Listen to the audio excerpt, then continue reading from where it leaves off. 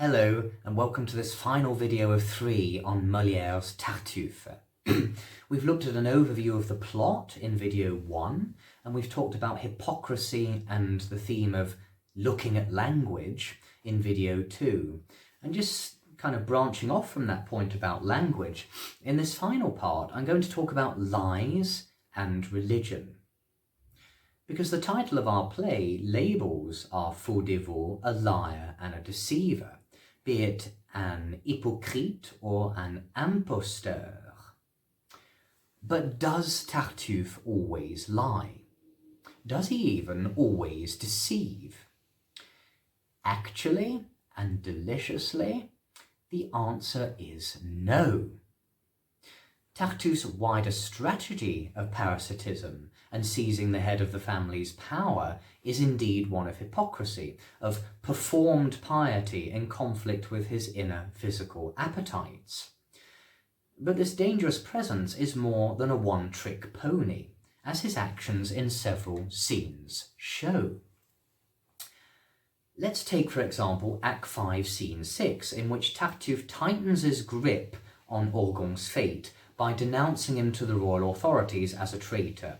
It was, of course, Orgon's acquaintance Arga who sided with the king in a civil war called La Fronde, before asking Orgon to look after these incriminating papers. Now, here again, Tartuffe knows that the papers are not Orgon's, and so his words to the authorities are interwoven with lies. And yet, if you think about it, what Tartuffe touches upon here is not entirely invented. These are real incriminating papers pertaining to a real opposition to the king's authority a generation earlier, La Fronde, in the 1640s, early 1650s. Not only that, but even if Orgon was not a rebel, he has helped someone who was. And so, in modern terms, he's become something of an accessory to the crime by aiding and abetting the real rebel, Arga. And so, Tartuffe's actions here are not entirely lies, and certainly not hypocrisy, because he genuinely is reporting incriminating evidence pertaining to an enemy of the state. And this notion of doing a bad thing compared to why you're doing it, why you profess to do it at least, links back to a religious school of thought from Molière's time, Jesuitism. You can wiki the Jesuits who still exist today to see what they're all about, but in Molière's day, something called Jesuit casuistry was about, the idea of a direction of intention. And this claimed that sinning is okay as long as committing the sin was not your intention in doing the act. And if it instead, this act, achieves a good outcome. And so it's the idea that as long as your sole purpose before you started doing the action wasn't sin, then if sin is a bit of a byproduct towards doing good, then that's fine. And this is clearly what Tartuffe is drawing on here in lines 1-4, 8-9 to 9-2, when he talks about le mal de l'action avec la pureté de notre intention.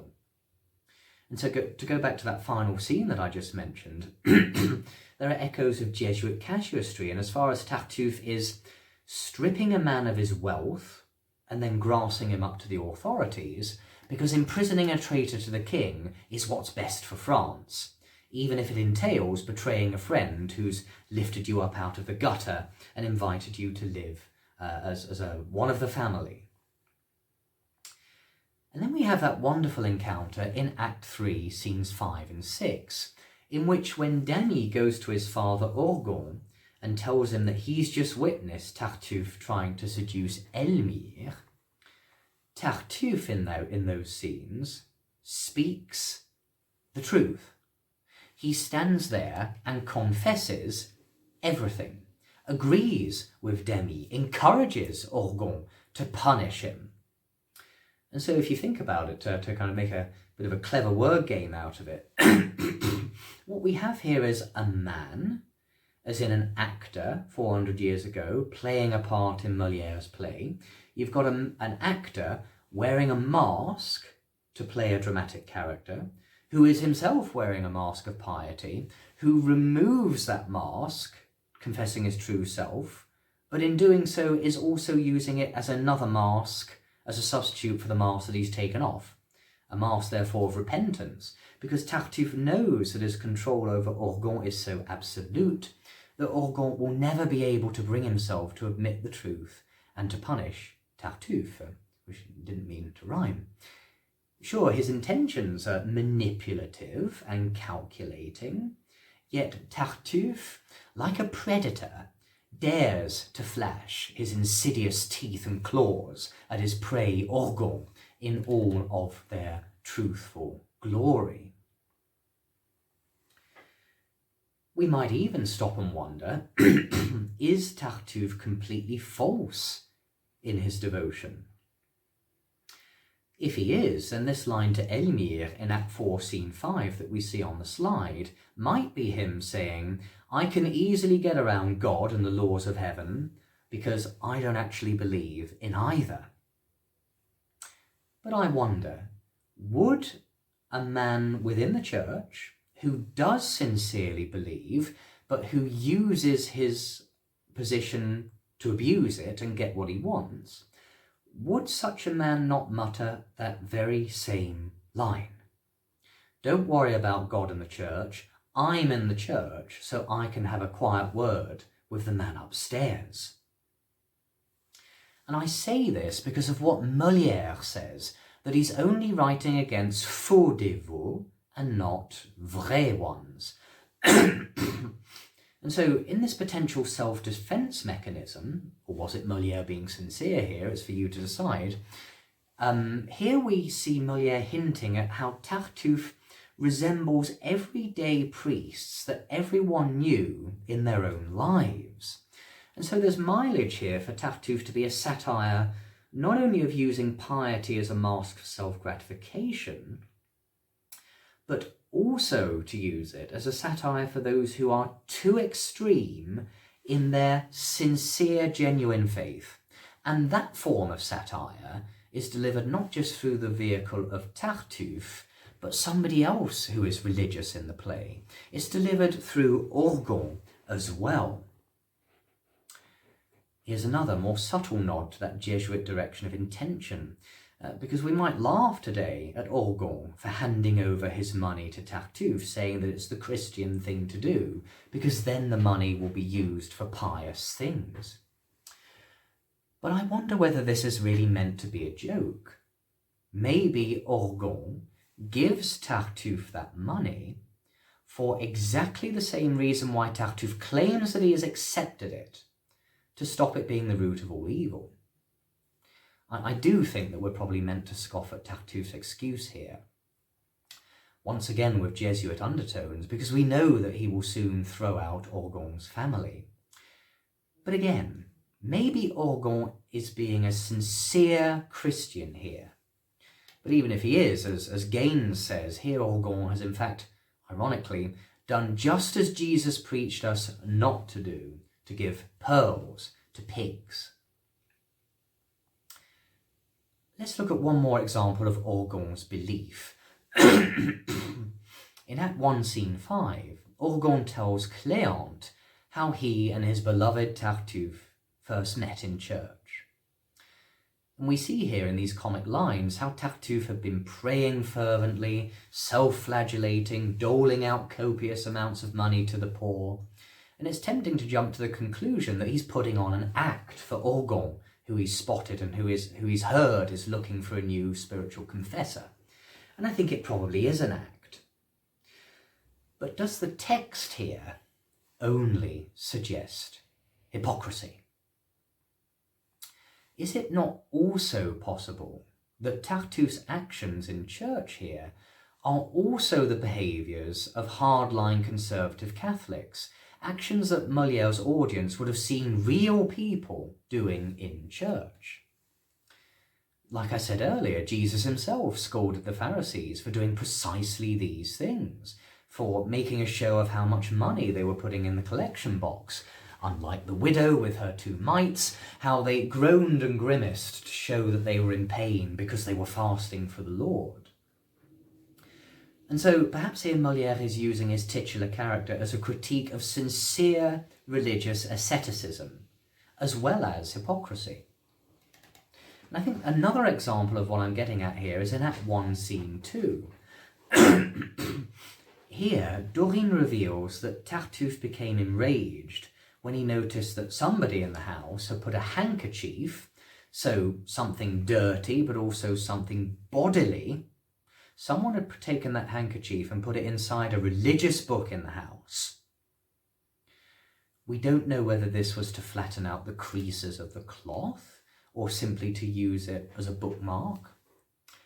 But either way, as Julia Press notes, Tartuffe's reaction here, excessive as it may be, is in fact a microcosm of a real-life movement at the time to try and keep profane things, bodily things, outside of the realm of the sacred.